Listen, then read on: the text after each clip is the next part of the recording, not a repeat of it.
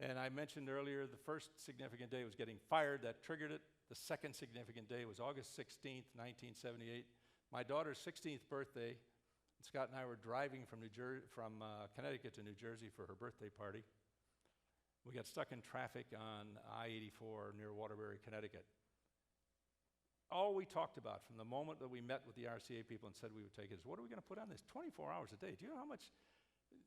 If I asked in this room, you could figure it out, you could calculate it. It's 8,760 hours of programming a year. 8,760 hours of programming. The big three networks at that time were doing 1,300 hours total between them. And here we're saying, stand back, guys, we're going to do 8,760 hours. And as this whole thing evolved and we're riding in the car, we said, well, let's do this, let's do that. Let's go buy 7 trucks. We didn't have Getty Oil at this point, so this was in the ether. We're going to go buy 7 remote trucks. They cost about $1 million a piece. Well, if you don't have the money, what's the difference? You know, 7 million is 7 million. And we're going to go hire some people and we'll steal somebody from a major network. We thought it'd be really cool to go and get one of the big three networks, really top guys. And we eventually did get Jim Simpson, who had done countless World Series, All-Star games, Orange Bowls, and so on. And then as we drove on, we're going to do this and we're going to do that. And we said, you know, and I'd been a sportscaster for a lot of years. 3.5 minutes is all the time you get. Good evening, ladies and gentlemen. Here's the baseball scores. Blah, blah, blah, blah, and it's done. You're off the air. You never, ever, ever had enough time to really do a good job. So we said, let's do this. Why don't we just do a whole half hour of news about sports? Wow, what a great idea. I mean, this is just 2 of us in a car. Nobody could hear us, fortunately, or they might have, who knows. He said, yeah, what can we call it? Let's call it Sports Central. And so a little bit of trivia, before it became Sports Center, we changed the name from Sports Central to Sports Center when it went on the air. And we're going to do this half hour. When are we're going to do this? Well, why does it have to be a half hour? We can do it anytime we want. It's our transponder. It's 24 hours a day. We can do it anytime we want. And then I said, I've got an idea. Let's do it at 6:30 Eastern, the premiere edition at 6:30 Eastern, opposite ABC, NBC, and CBS Evening News. Well, let me tell you. And we put all this on a piece of paper. And by the way, this isn't my piece of paper, but our entire presentation was on one 8.5, 11 piece of paper. And one of the 11 lines of copy was Sports Center, half hour, nothing but sports, 6:30 Eastern. And every single person, without exception, that we showed that to said, that will never, ever work. You cannot compete against the big three networks. I suspect that there are many of you in this room that if someone says, you cannot do this because, you'll turn around and show them why you can do it, because. And that's really what happened from day one all the way through. So getting fired started it August 16th. We did the entire framework. We get back home about 1 in the morning. We took out the yellow pad. We said, while we're at it, let's build the building. Let's lay out the building. Offices, studio, we knew all the things we needed. And we took this building, and it turned out to be 48 by 96. You don't have to be quick with numbers to know we were going 1 inch, 2 inch, 3 inch. That's it. So we put that away, that's fine. And when we finally did start down the path to build it later on, the architect said, have you guys got any idea what this should look like? We said, yeah, as a matter of fact, we've got it all laid out for you here. We'll just give it to you, and you turn it into a nice, pretty thing. And he looked at it, and he said, how do you get from the first floor to the second floor? How do you air condition the building? What about heat in the winter? We left out a few things. But the rooms that we did, that yellow pad is the original building that was built at ESPN. The first building was called the Broadcast Center. It's now changed dramatically because, obviously, as it's grown. But we did manage to get that done.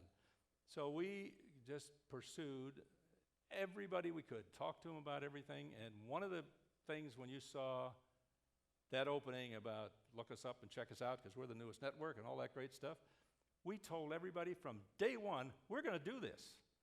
No matter how many times they said, no, you can't. We said, yes, we can. Or we said, why not? And it was an amazing, you have to remember what television was like back then. You'd come to 1 o'clock in the morning Eastern, and the announcer would say, that concludes the broadcast day, da-da-da-da.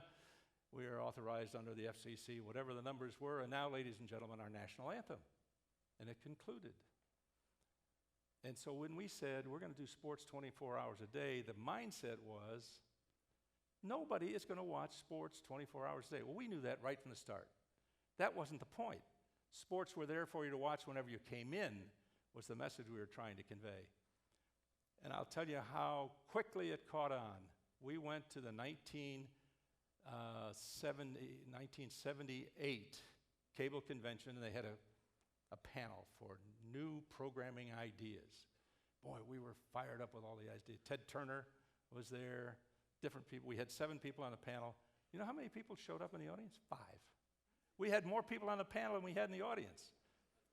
So we did our little pitch, and afterwards Ted Turner turned and he said, "We got to do something, guys. This isn't working. This isn't working at all." He said, "I'll tell you what, we can walk down the street. We can get more people walking down the street at a traffic light. If they stop, we can tell them what we're going to do for their lives."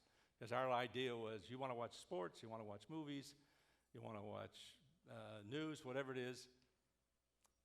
You program it yourself. You decide when you want to watch. Don't let the network tell you you have to watch the news at 6:30, you have to watch a movie at 9 o'clock, you have to do this, you have to do that. By golly, we walked outside and we're walking across, and we came to an intersection, the light changed, and Ted Turner, have any of you got any idea about what cable's going to do for your lives? I couldn't believe it. I thought we were going to get arrested. He started right in, and everywhere we went, we talked about that. And in future years, I heard him tell people, we don't want to nuke the cable systems or the networks, but we want everybody to come to cable. And it really, really was a difficult sell. 1 year later, now we had gone on the air in September of '79. We were having the same panel, new programming panel. This is how rapidly cable went. The convention center in Las Vegas was full to overflowing. They piped the audio out into the aisles and the corridors outside.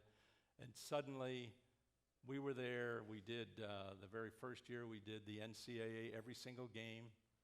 And when we finished doing them, we replayed them because programming was really tough to come by. And we did nothing but wall-to-wall basketball. The only time we missed doing a basketball game that first season of '79-'80 was when the networks, NBC, was doing their contractual 4 games because they didn't believe in all of this stuff. One of the big sales points that we had then and we have to this day, I'm not associated with ESPN anymore. The big sales points was, we will do every game. We can do all of the games. We can do whatever it is you want to do. We'll do every championship you have. And the big networks thought that was kind of overkill. They did 1 minute of the lacrosse Final Four. They did 1 minute of the soccer Final Four on ABC's Wide World of Sports. We said, we'll do all 4 games. Not only that, we'll do a pregame show, we'll do all of these things. So it was a pretty easy sell when they finally caught on to what it was that we were doing. But this, and when we came to 1979 and what you just saw, September 7th, 7 o'clock, after hearing for months, you can't do this, nobody's going to watch, nobody can do sports around the clock 24 hours. We went on the air and did 53 and a half consecutive hours of sports. Now, some of you may recall Irish hurling from Limerick, Ireland, kickboxing, apartment tabletop tennis, Australian rules football, of course. Maybe not quite sports, but we proved a point we could do it, and from there on, off it went. So when Lee Leonard, you didn't get to see it on that short video clip, but the words that launched ESPN, and I believe that now on the 30th anniversary, they're going to finally release this, and you can go online and find the piece of video. Lee Leonard came on and basically said what ESPN's credo was. If you're a fan, what you'll see in the next minutes, hours, and days to follow may convince you you've gone to sports heaven. Beyond that blue horizon is a limitless world of sports, and right now, you're standing on the edge of tomorrow. Sports 24 hours a day from ESPN, the Total Sports Cable Network.